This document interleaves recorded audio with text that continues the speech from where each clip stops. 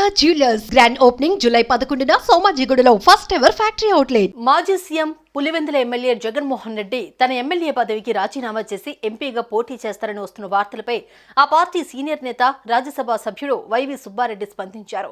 జగన్ రాజీనామాపై వస్తున్న వార్తలు పూర్తిగా అబద్ధమన్నారు.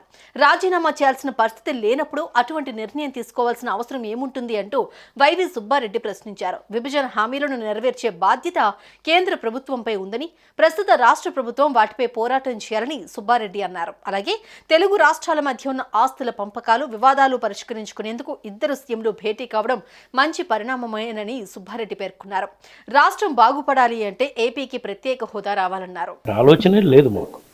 పేదవాడికి, అవసరమైన వాడికి నిజంగా ఉచితంగానే ఇసుక అందిస్తే మంచిదే, స్వాగతించాల్సిన పరిణామం. కానీ మేము ఇసుక అక్రమం చేసామని మా మీద దుష్ప్రచారం చేయటం కన్నా ఇసుక దీనివల్ల ఆదాయం ఎంత వచ్చింది ప్రభుత్వానికి అని కూడా చూడండి. దాని మీద బేరీజ్ చేసుకోవాలి. కానీ వీళ్ళు ఓకే, ఇసుక వాళ్ళు ఉచితంగా ఇస్తామంటే మంచిదే. నాకు తెలిసి ఉచితంగా ఇచ్చే పరిస్థితి లేదని నాకు అర్థమవుతుంది. ఏదో టన్నుకి ఇంతని ఆల్రెడీ ఫిక్స్ చేశారంట, నేను చూడలే పేపర్లో పూర్తిగా. సో వాళ్ళు ఉచితంగా ఇస్తే మంచిదే, స్వాగతించాలి. ఈడీఆర్ బాండ్ ఎంక్వైరీ చేసుకోమనండి.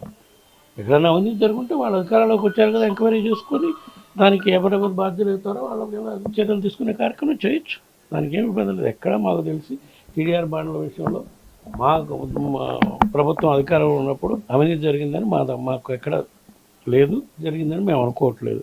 వాళ్ళు నిజంగా జరిగితే వాళ్ళు ప్రూవ్ చేయమని అధికారంలో ఉన్నారు కదా. ఆ పరిస్థితి వస్తే కదా రాష్ట్రంలో ఎందుకు రాజీనామా చేస్తారు జగన్మోహన్ రెడ్డి గారు?